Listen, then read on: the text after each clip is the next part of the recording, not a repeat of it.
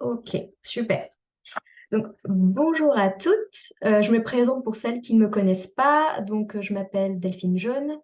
Je suis coach certifiée. J'accompagne les femmes entrepreneurs et cadres principalement à prendre, en fait, à entreprendre leurs projets professionnels avec aisance et fluidité. Et donc, le but au bout du bout, c'est de gagner du temps, donc 10 à 15 heures dans la semaine, et également d'avoir, en fait, d'être payé en conséquence, donc soit d'avoir un salaire qui soit ce que j'appelle premium, c'est-à-dire le meilleur salaire sur le marché par rapport à votre âge et à vos fonctions, ou bien en tant qu'entrepreneur, être capable en fait de pratiquer des tarifications premium et vendre derrière. Parce que juste avoir une tarification premium, ça ne sert à rien.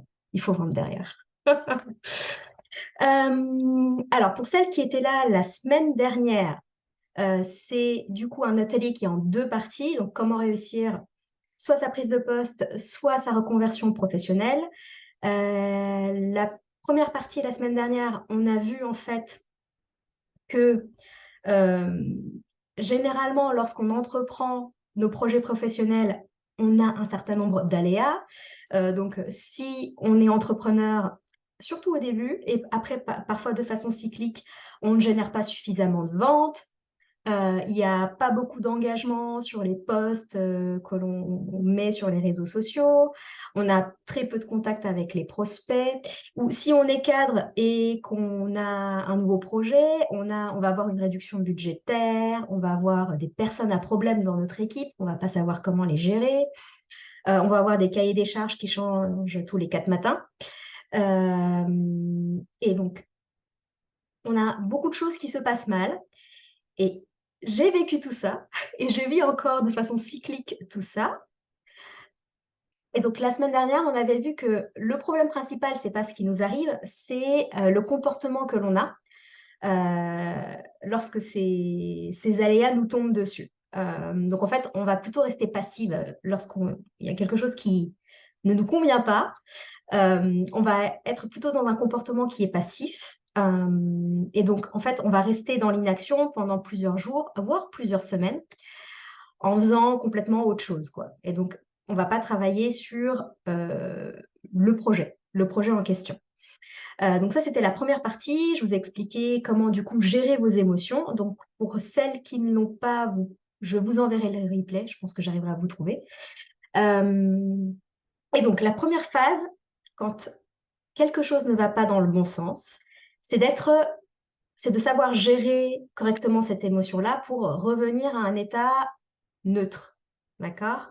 Donc, le but, c'est d'être moins chiffonné, moins frustré par rapport à ce qui nous tombe dessus. Et cette première phase-là, ça va nous permettre de prendre du recul. D'accord? Donc, ça, j'en parle pas, c'était l'atelier de la semaine dernière. Cette semaine, donc, une fois qu'on a pris du recul, on va regarder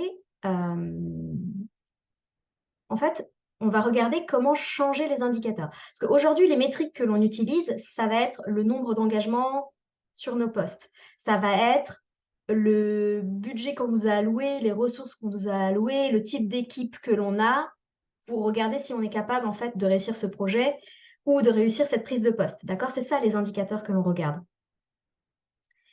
Et le but, là, ça va être de compléter le tableau avec une vue d'ensemble. Donc, qu'est-ce que je veux dire par là? Je vais vous donner quelques exemples.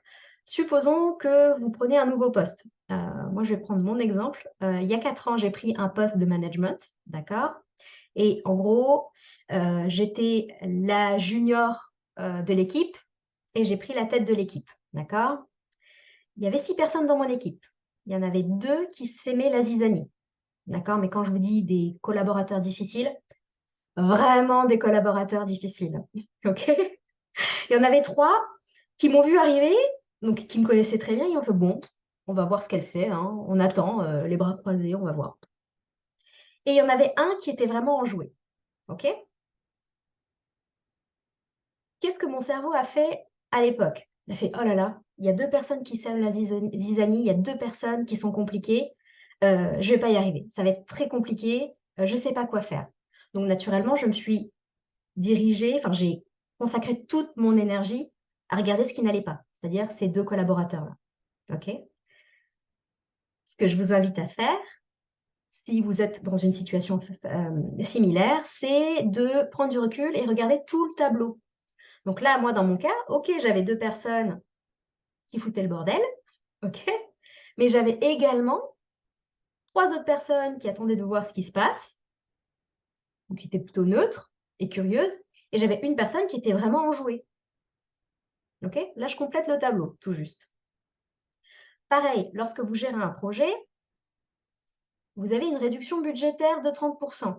Qu'est-ce que vous allez naturellement faire? Ah, mais j'ai une réduction budgétaire de 30, ça va pas du tout, je vais pas pouvoir conduire le projet à terme. Ou on m'a enlevé une ressource sur 8, donc j'ai plus que cette ressource. Oh là là, cette personne-là était clé, je vais pas réussir mon projet. Ou bien mon cahier des charges a changé pour la énième fois et en plus ils m'ont changé 50 de mon cahier des charges.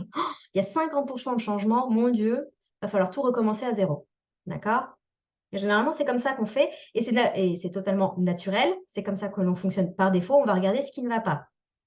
Là, ce que je vous invite à faire dans un premier temps, c'est on regarde ce qui ne va pas, on est d'accord, hein, il y a des choses qui ne vont pas, mais on complète le tableau. Donc, ça veut dire, par rapport à la gestion du projet, OK, j'ai une réduction budgétaire de 30 mais il me reste 70 du budget. OK, j'ai une personne qui s'en va, mais il me reste 7 autres personnes, en fait, qui sont prêtes et motivées à travailler sur le projet avec moi. OK, j'ai mon cahier des charges qui a changé à 50 mais j'ai l'autre 50 qui est resté tel quel. Juste déjà le voir. D'accord? Ça, c'est la première étape. Si vous êtes plutôt dans entrepreneur, ça va ressembler à quelque chose comme ça.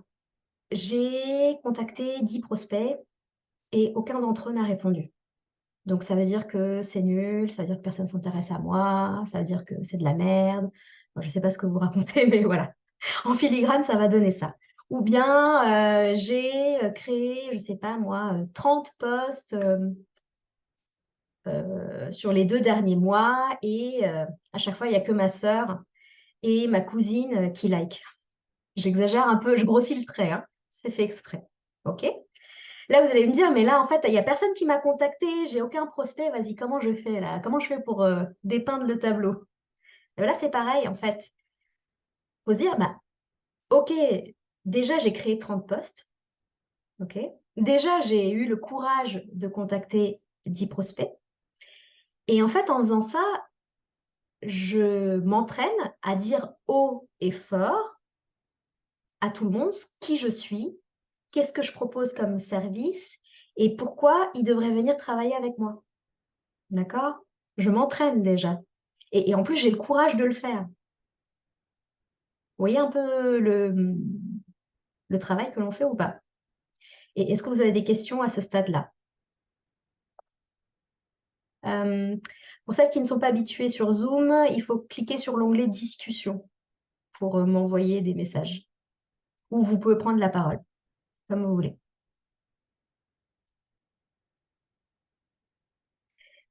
Et donc je continue, pendant que vous m'envoyez vos messages.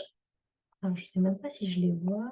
Tac, si, c'est bon. Donc le cerveau va se focaliser naturellement sur ce qui n'est pas assez bien, sur ce qui manque, d'accord?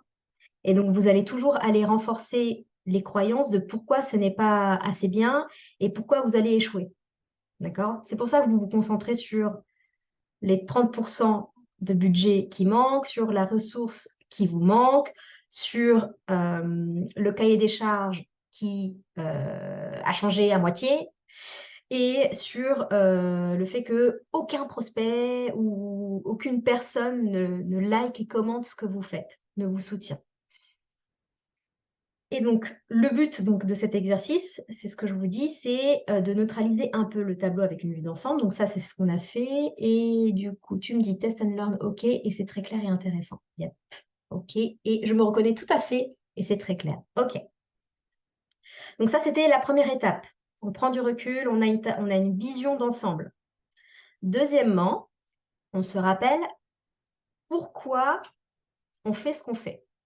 Pourquoi on est entrepreneur? Enfin, pourquoi on a décidé d'être entrepreneur? Parce que du coup, c'est une décision qui est personnelle.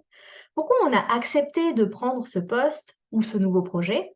Parce que entre nous, on est d'accord, il n'y a personne qui vous a mis un couteau sous la gorge en disant: «Non mais là, si tu es pas entrepreneur, ça va mal se passer. Ou si tu ne prends pas ce nouveau poste, ça va très mal se passer, d'accord? Personne ne vous a menacé. C'est vous qui avez fait ce choix-là. Pourquoi? C'est qu'il y avait quand même quelque chose derrière qui vous a intéressé au moment où vous avez dit: «Oui, je veux me lancer». Donc moi, par exemple, je me suis lancée dans l'entrepreneuriat, parce que, je m'étais sentie, voilà, investie d'une mission. J'avais moi-même, à titre personnel, je m'étais faite coacher et j'avais eu un certain nombre de résultats dans ma vie et je me suis dit: «Oh là là, mon Dieu, mais c'est tellement génial, ces outils de la Life Coach School», donc c'est l'école de laquelle je suis certifiée, que je dois au moins aider une personne à faire la même chose que moi, OK? Donc je me suis sentie investie d'une mission et puis, je voulais également avoir la liberté de faire les choses à ma façon. Parce qu'en étant cadre et même en étant manager, OK, j'ai, on va dire, un peu plus de pouvoir sur, comment je veux gérer mon équipe, par exemple, mais je ne suis pas libre à 100. Je ne peux pas construire à 100, enfin, jouir d'une liberté à 100 sur comment je souhaite faire les choses. En fait, on me paye quand même pour, suivre, on va dire, certaines, recommandations, certaines grandes lignes. Il faut quand même que je suive ces grandes lignes-là, OK? Et la troisième raison pour laquelle je le fais, c'est, par rapport au potentiel financier. Ce dont je me suis rendu compte, en fait, c'est qu'en étant cadre dans le secteur de l'industrie, il y a alors, même si je fais partie des mieux payés de ma boîte par rapport à mon âge, il y a quand même un plafond de verre, en fait. Je ne peux pas gagner 150 kilos par an, à moins de décider, de me mettre, en visibilité et de commencer à monter au CODIR et au COMEX. D'accord? Mais ça veut dire qu'en contrepartie, bah, je ne peux pas, en fait, rester au 4/5e comme je le fais maintenant et profiter de ma famille et tout ça. Alors qu'en étant entrepreneur, je peux en fait jouir de cette, on va dire, liberté, que j'ai, par rapport au nombre d'heures ou à la façon dont je travaille et en plus de ça, heu, je suis responsable de mes propres tarifications. Vous voyez ce que je veux dire? Voilà. Et pareil, quand vous êtes cadre, si vous avez dit oui, c'est que vous vous êtes dit: «Au travers de cette opportunité qu'on me propose, je vais monter en visibilité, je vais être plus compétitive sur le marché et je vais avoir telle ou telle expérience». OK? Et c'est la raison pour laquelle vous choisissez ce poste, sinon vous ne serez pas là où vous êtes. Encore une fois, personne ne vous a forcé. Donc c'est intéressant de se le rappeler à ce moment-là. Et en plus de ça, donc que ce soit, que vous soyez cadre ou entrepreneur,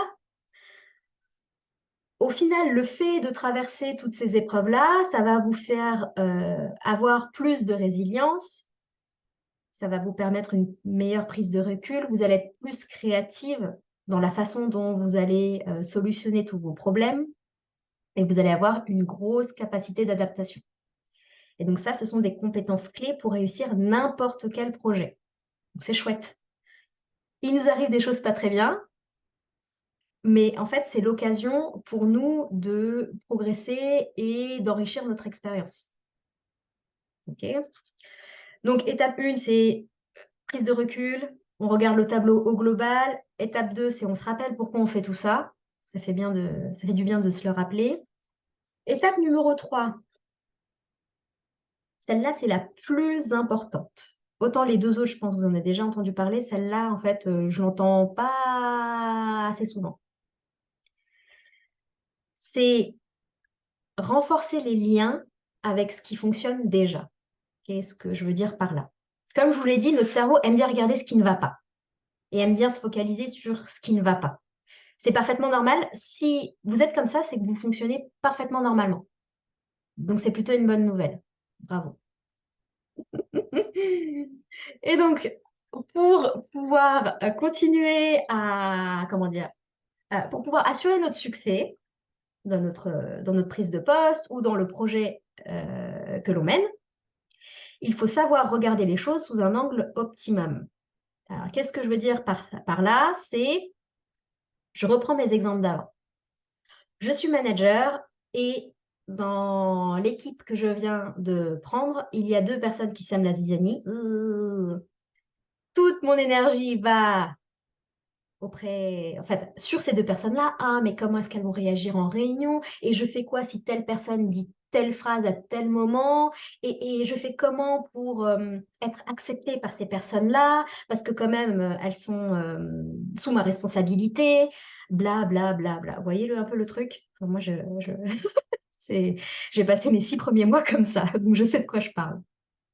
Donc au lieu de focaliser toute mon énergie sur ces 2 personnes qui posent problème, entre guillemets, je focalise mon énergie sur le reste de l'équipe, d'accord? Je focalise mon énergie sur ces personnes qui attendent de savoir comment je vais les manager, comment je vais les leader et en gros, je vais prendre ces personnes-là et bien sûr la personne qui est enjouée pour pouvoir co-créer une équipe qui rend service, qui se soutient mutuellement et qui va en fait avancer vers une vision et une stratégie commune, d'accord? Et les 2 autres là qui restent, s'ils nous suivent, tant mieux, sinon au bout d'un moment, s'ils sont pas contents, ils vont aller voir ailleurs. Et moi, c'est ce qui s'est passé, OK? Je reprends les exemples au niveau de la gestion de projet. Donc, vous démarrez votre projet avec des ressources identifiées, un budget identifié, un cahier des charges identifié. Vous déroulez votre projet. Au bout d'un moment, on va dire, l'une de ces 3 métriques, vient à changer, vient à évoluer. Donc là, vous n'êtes pas contente, normal. Vous accueillez le fait que vous n'êtes pas content, vous accueillez votre émotion et après, en fait, vous allez vous rappeler de quelque chose. Le plus important, c'est pas la non-régression de toutes ces données d'entrée. C'est pas les données d'entrée que vous avez au début, c'est pas des choses immuables dans le temps. Bien sûr, un projet est fait pour, pour vivre, donc il y a plein de choses qui vont changer. Donc, le plus important, c'est pas de pouvoir conserver le même budget ou les mêmes ressources ou le même cahier des charges. Le plus important, c'est de savoir comment vous vous positionnez, comment vous agissez lorsqu'il y a des aléas qui arrivent. C'est ça le plus important. D'accord? Et là, en fait, ce que vous allez vous dire, c'est chouette. Enfin, c'est pas chouette, peut-être pas. Ça dépend où vous en êtes, on va dire, en termes de développement perso. Mais en gros, vous allez vous dire, OK, bon, il y a cette situation-là qui se présente. Je vais regarder ce qui est déjà engagé en termes de travaux et je vais évaluer la nécessité ou non de continuer à réaliser tous les travaux que j'ai engagés. Et en fait, je vais présenter un plan d'action qui est clair et détaillé par rapport aux conséquences que vont avoir cette réduction budgétaire, le manque de ressources ou la modification du cahier des charges. Je vous ai perdu ou ça va? Vous pouvez me le dire. Sur l'aventure entrepreneuriale, c'est exactement la même chose. Vous avez donc contacté une dizaine de prospects, vous avez, je sais pas moi, fait un certain nombre de choses pour pouvoir avoir des clients, d'accord? Pour l'instant, vous ne voyez rien. Là, le but, pareil, c'est de regarder sous l'angle optimal. Donc là, l'angle optimal, c'est quoi? C'est de se rappeler que ce qui compte, c'est la fréquence et la qualité de votre exposition. Donc ça peut être sous forme de posts sur les réseaux sociaux, ça va être sous forme de workshop peut-être, de networking, enfin tout ce que vous faites en termes de stratégie marketing.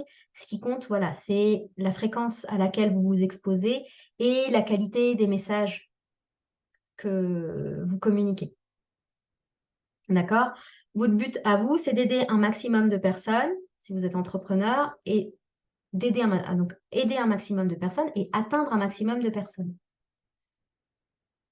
Au milieu, combien de personnes vont effectivement vous soutenir ouvertement en likant, commentant, en venant en live à vos workshops, etc. Si vous avez des métriques, tant mieux, vous les utilisez pour renforcer la croyance que vous allez dans la bonne direction et que c'est le bon chemin à emprunter. Mais ce qui compte, c'est votre indicateur, en fait, c'est pas le nombre de likes, c'est pas l'engagement, c'est pas le nombre de personnes qui s'inscrivent à workshop, c'est le nombre de fois, enfin la fréquence à laquelle vous vous exposez et la qualité en fait de votre exposition, encore une fois. Donc plus vous vous exposez avec une certaine qualité, donc ça après il y a une certaine évaluation à faire, là j'en parle pas parce que c'est un workshop de 45 minutes, sinon c'est un workshop à part entière ça. Plus en fait, au bout d'un moment, vous allez atteindre votre cible. Ok, c'est très méta ce que je raconte, mais c'est ça en fait. Et donc, est-ce que vous avez des questions à ce stade-là? Vous pouvez commenter par écrit ou intervenir en live, d'accord? C'est fait pour. Et donc, c'est bien ce que je vous disais. Un monde où où tout se déroule parfaitement, ça n'existe pas, d'accord? Le but, notre but à nous, c'est toujours de regarder ce qui est déjà existant et ce qui fonctionne déjà. Et si, en fait, et changer les indicateurs que l'on regarde. Nos indicateurs, comme je vous l'ai dit, enfin, parce que voilà, notre société est comme ça, on regarde toujours, on regarde en fait les mauvais métriques. Ok, les mauvais métriques, ça va être quoi? Ça va être le budget qui est conservé, comme je vous l'ai dit, ressources conservées, cahier des charges conservés, ou bien 100 personnes qui viennent, qui likent vos posts et commentent. Mais en fait, vous pouvez avoir 100 personnes qui likent et commentent vos posts et zéro qui achète au bout du bout. Et vous pouvez avoir en fait des projets où vous avez tout qui est conservé, mais ça ne garantit pas pour autant que vous réalisez en fait un produit de qualité à la fin. Vous voyez? Donc en fait, ça ne veut rien dire. Tout notre but, c'est de croire à notre capacité à faire avec ce qu'on a. Et se dire que ce qu'on a, ça nous permet de réaliser un travail de qualité. Vous me dites si je vous perds, vous avez le droit de venir interagir parce que je ne sais pas si je vous ai perdu ou pas.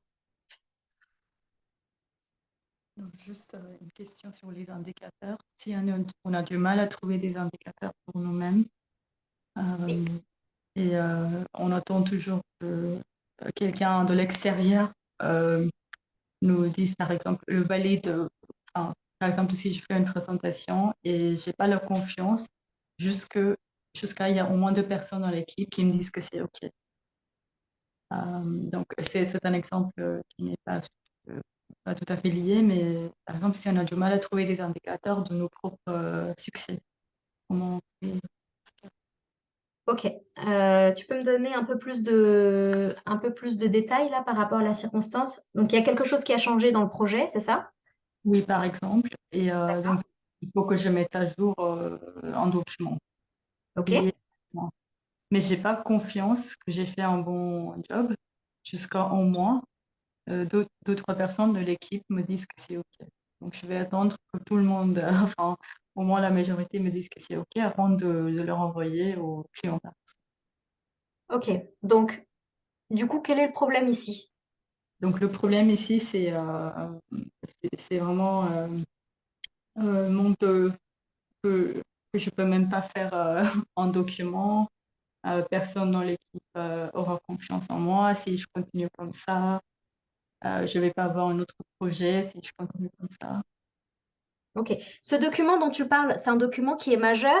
En fait, encore une fois, tu es dans une entreprise, donc je suppose qu'il y a certaines règles à respecter. Oui, Est-ce que tu as la liberté de mettre à jour ce document et de le valider toute seule? oui. Ok. Pourquoi tu ne le fais pas? c'est c'est ça. Il y a tout enfin, cette situation où j'ai beaucoup d'émotions et je perds la pensée et ça termine en personne n'a confiance en moi.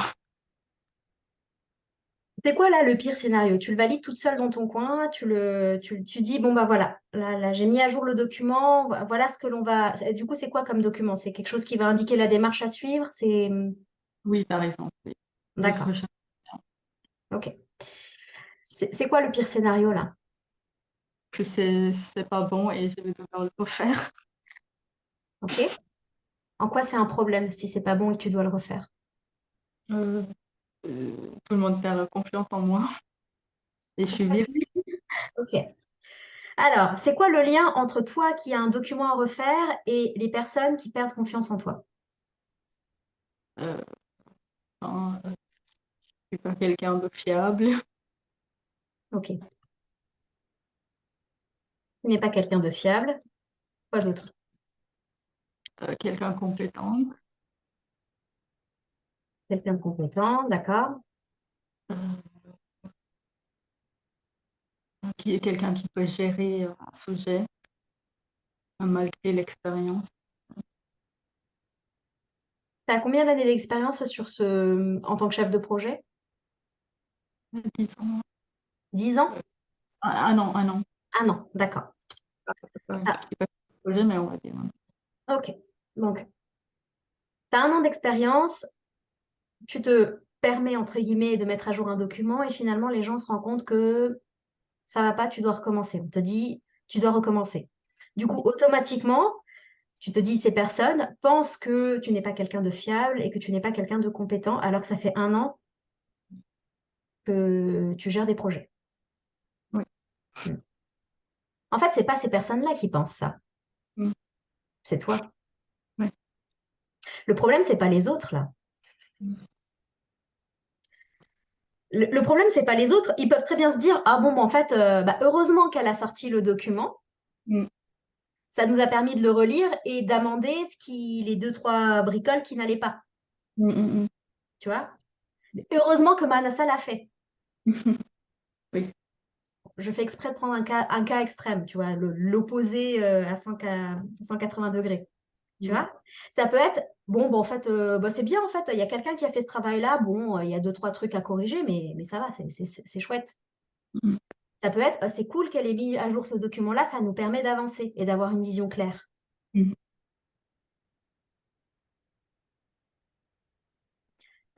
Là, en fait, c'est toi qui penses que si tu fais pas bon du premier coup, Oui. si tu fais pas bon du premier coup, alors ça veut dire que tu n'es pas quelqu'un de fiable et de compétent. Alors, du coup, je vais te demander, on va la faire à l'envers. En quoi est-ce que toi qui prends les devants Mm. en faisant une proposition de mise à jour de document, Mm. en quoi est-ce que tu deviens quelqu'un de fiable et de compétente? Euh, Bonne question. Euh,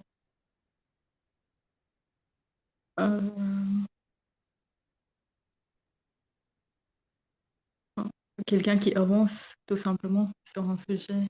Euh, euh, j'ai pas de réponse. Ouais. Donc, ah non, non, mais déjà, c'est une excellente réponse. Déjà, tu fais avancer le projet au lieu d'attendre de poireauter pendant des semaines en disant, en fait, j'ai mis à jour un document, vous voulez bien le valider, s'il vous plaît? J'en suis pas sûre. Attendez, je vais le refaire dans mon coin. Mm. D'accord? Mm. En fait, tu fais avancer le projet. Mais pourquoi tu fais avancer le projet? Tu leur fais gagner du temps, Mm. tu leur fais une proposition structurée, tu es ouverte. En fait, en mettant à jour ce document, tu n'es pas en train de dire, moi, ma message est tamponné, je veux plus vous entendre parler. Mm. Mm. D'accord? Tu laisses quand même l'opportunité aux gens de le relire et de prendre en compte leurs remarques ou en tout cas d'ouvrir une discussion. Mm. Et c'est même pire que ça, en fait. Tu fais avancer le projet parce qu'il y a enfin une personne dans ce projet Mm. qui ose mettre par écrit euh, certaines lignes Mm. pour structurer et donner une vision de où on va et de ce que l'on va faire et par rapport au client, tu vois, final. Ça va Mm. contribuer à ça. Donc, tu vois, en fait, à quel point, en mettant en jour le document, tu deviens enfin, tu es quelqu'un de fiable et de compétente, justement. Mm. Parce que tu oses faire ce que d'autres ne feraient pas. Mm. Tu oses te dire: «Je prends les devants pour faire avancer le projet», quitte à me mettre dans l'embarras. Mm. Voilà, en fait, c'est ça dont tu as peur. Mm. C'est OK, bon, supposons que les gens te disent: «Tu pas fiable et tu pas quelqu'un de compétent». Et en fait, qu'est-ce que tu ressens comme émotion au bout du bout? Euh, euh, la peur, peur, je pense. Attends, je t'ai mal entendu, tu dis? Fear, peur. Parce Peur, que, d'accord, fear, OK. ouais. C'est ça. Donc en fait, ce que tu crains réellement là, dans Mm. ton cas, c'est pas qu'on te traite, de quelqu'un de pas fiable. C'est pas qu'on te dise que tu es incompétente. Mm. C'est pas qu'on te dise que tu es inexpérimentée. Mm. Ce que tu crains, c'est de ressentir de la peur. Mm. D'accord? Donc là, on va pas le faire parce que sinon ça va prendre un peu de temps, mais en fait, tu peux faire venir cette peur-là, comme Mhm. tu as vu dans la semaine précédente, Mm. et tu vas te rendre compte que c'est juste une vibration dans ton corps. Mm. Et parce que tu n'as pas envie de ressentir cette peur, aujourd'hui, en fait, tu te bloques, tu Mm. t'auto-bloques en disant: «Je ne vais pas mettre à jour ce document-là» ou en tout cas, je ne vais pas faire la proposition. Mm. Juste parce que je veux pas ressentir cette vibration-là dans mon corps. Yes. Mm. Mm. Mm. OK? Donc toi, dans ton cas précis, ça va être de dire: «Voilà la raison pour laquelle je mets à jour ce document et je suis prête». Mm.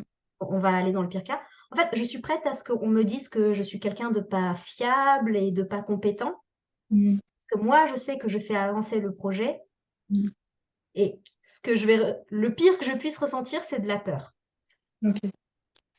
Donc l'indicateur ici, c'est le mouvement. Genre, tant que j'ai fait quelque chose, ça veut dire que c'est positif. Exactement. Ok, très clair, Et merci. tu peux même regarder autour de toi combien de personnes restent dans l'inaction. Mm. Il doit y en avoir plein. Et Mm. toi, la façon dont tu te démarques, c'est: «OK, peut-être qu'il y a des erreurs dans ce que je fais, Mm. mais au moins j». Alors Je fais- déjà de 1, les erreurs, on ne peut pas les éviter, Mm. c'est pas possible. Mm. Et de 2, en fait, en osant faire une proposition, en osant structurer quelque chose, je suis en train d'aider tout le projet à avoir une vision claire et commune et à faire en sorte que, bah, en amendant ce document, je les aide en fait à, conduire le projet avec plus d'aisance, de fluidité, je leur fais gagner du temps, Mm. tu vois? C'est ça que tu fais Ouais. et tu le fais au prix de la peur Ouais. et c'est pas grave, la peur, ça ne tue pas Mm. physiquement, Mm. c'est juste une vibration dans le corps et c'est bien parce que tu oses mettre à jour le document, Mm. que tu oses prendre les devants, que Mm. tu te démarques des autres et tu te rends visible. Mm. Parce que nous, c'est ça qu'on veut. Ouais. C'est OK? C'est très clair. Oui, merci beaucoup. Très clair. OK. Donc oui, en fait, là, donc l'exemple de Manassa est parfait parce qu'en fait, ce en ce que vous allez apprendre à faire, c'est démontrer vos compétences, de savoir mener jusqu'au bout un projet, malgré en fait tous les aléas constants qui vont se passer. Et ça, c'est largement apprécié dans les entreprises, d'accord? En fait, ça démontre que vous êtes capable de gérer, la pression, vous êtes capable de gérer les imprévus, vous êtes capable de remotiver vos troupes et de les faire avancer. Et c'est ça qu'ils veulent. Enfin, en fait, vous êtes payé pour faire ça et plus vous le faites, plus vous vous démarquez des autres, parce que vous n'êtes pas en mode: «Ah attends, je sais pas, je vais peut-être faire une erreur». Je fais exprès, hein. Donc en fait, vous démontrez que vous êtes capable de leader et de construire une équipe qui est soudée, qui vont dépasser en termes de performance. Attendu parce qu'en fait, cette équipe-là, elle va croire en vous, vu que vous faites tout pour, les aider à avancer Et en fait, la conséquence de ça, c'est que vous allez être capable de négocier les meilleures augmentes pour votre équipe, si vous êtes manager, et vous allez en fait avoir les meilleures augmentations de salaire, parce que vous êtes visible. OK? Et pourquoi je vous parle de tout ça? Lorsqu'en fait, vous persévérez en sachant gérer vos émotions et en sachant regarder les choses sous un angle optimum de pourquoi je le fais et pourquoi c'est ça, pourquoi c'est la bonne direction que je prends, vous allez forcément réussir. Moi, par exemple, j'avais une cliente qui avait contacté donc le cas des 10 prospects qui répondent pas, c'était une de mes clientes entrepreneurs et en fait, bon, on a changé un peu de stratégie de communication et de comment elle présentait les choses, mais globalement, on va dire que le 19e et le 23e prospect, c'était les bons et en fait, elle a signé 2 contrats à 5 000 € parce qu'elle en fait, elle se sentait embarrassée et ce qu'elle ressentait, c'était de l'humiliation, hein, genre parce que personne ne répond, personne ne veut d'elle. Elle, dans son cas, c'était ça. Je dis: «Ah, bah, en fait, on continue de ressentir de l'embarras et de l'humiliation, c'est comme ça qu'on y arrive» et en voulant ressentir de l'embarras et de l'humiliation, bah, qu'est-ce qu'elle a gagné? Elle a gagné 10 000 € en moins de 2 semaines. Bah, ouais, c'est le prix à payer. Donc voilà, la seule différence, en fait, entre une personne lambda, qui va avoir une performance lambda et un salaire lambda ou bien une tarification lambda, c'est que vous savez gérer vos émotions et vous savez agir malgré elles. Donc même quand vous vous sentez mal, vous savez agir, OK? Et vous savez, en fait, regarder ce que vous avez déjà à votre disposition et vous comprenez que ça suffit. Là, par exemple, Manasa, ta capacité à dire: «Je prends les devants pour faire un document, mais je ne sais même pas s'il est parfait ce document-là. Ça se trouve, il y a des erreurs, mais j'ai le courage de faire une proposition», c'est une compétence qui est clé. C'est une compétence qui est recherchée. Et c'est ça qui va faire que, en fait, vous allez réussir le projet ou en tout cas, vous mettez toutes les chances de votre côté pour pouvoir réussir. OK? Donc en fait, lorsque vous regardez dans les angles, au niveau enfin, sous un angle optimal, vous vous rappelez en fait de toutes les compétences techniques que vous avez, comportementales que vous vous rappelez que c'est suffisant. Vous avez de la capacité à rebondir, à être créatif pour pouvoir trouver des solutions. Vous comprenez qu'en fait, les ressources que vous avez sont peut-être pas parfaites, mais en fait, c'est suffisant par rapport à ce que vous voulez faire et vous savez que vous avez des capacités à prendre les bonnes décisions. Manassa, si tu as décidé de mettre à jour le document, c'est que tu as écouté ton intuition. Tu as pris la bonne décision. On ne se pose pas plus de questions. Et donc le but, c'est pas de rester dans un optimisme ambulant en disant: «Ah là là, je regarde tout ce qui est beau, tout ce qui est fleuri, tout ce qui est rose». C'est pas ça, hein, parce que comme je vous l'ai dit, on traverse de l'embarras, de la peur, en tout cas de l'inconfort pour se mettre en mouvement et c'est ça qui assure notre succès. Est-ce que vous avez encore des questions ou pas? Donc savoir tout ça, c'est bien. L'implémenter de façon systématique, pardon, c'est mieux.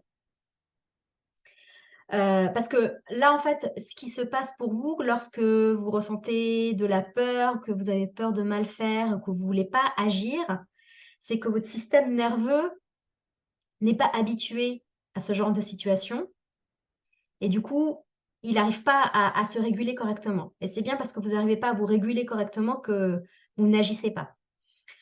Donc là, je vous ai présenté les outils là en 2 ateliers de comment on fait. Donc le savoir, c'est bien, l'implémenter de façon systématique et durable, c'est mieux. Donc là, ce que je vous invite, c'est de venir travailler avec moi, pour en fait, implémenter ces changements de façon durable. Donc lorsque vous travaillez avec moi pendant 6 mois et ma spécificité, c'est que je vous fais en fait, on va discuter quasiment tous les jours, soit via message vocal, soit sur Zoom, au travers de coaching, mais vous aurez accès à moi tous les jours et en fait, c'est à force de répétition et de confrontation de situations réelles et de coaching au travers de situations réelles qui se présentent que vous allez changer. OK? Donc là, maintenant, peut-être que vous avez peur, en fait, dès que vous dites: «Mince, il faut que je mette à jour un document». Dans 6 mois, vous allez dire: «Quoi? Mais j'ai toujours pas mis à jour ce document-là. Non, mais j'y vais». Vous voyez un peu? Et en fait, ça va être naturel, ça va être votre nouveau vous. OK?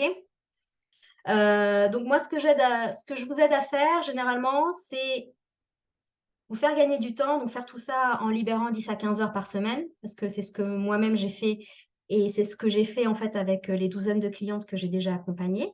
OK? Et je vous aide, en fait, à vous positionner, enfin, en travaillant ce qui se passe là-dedans, je vous aide à vous positionner pour que vous soyez le plus visible possible et que vous sachiez négocier votre salaire, ou bien que vous travaillez sur vos croyances pour pouvoir proposer, une prestation qui soit premium et donc forcément le tarif est premium.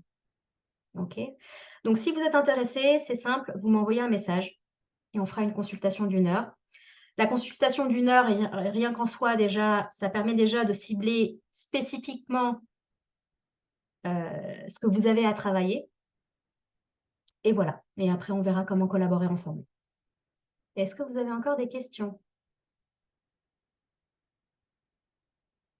Non?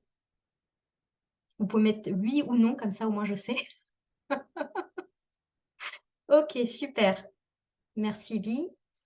Eh bien écoutez, si vous en avez pas d'autres, bah, je vous laisse, très clair, merci. OK, bah, parfait. Eh bien écoutez, je vous dis à très bientôt. Les prochains workshops, ça sera en juin et alors je sais déjà ce que je veux faire. Je vais vous indiquer justement comment, j'ai libéré 10 à 15 heures par semaine.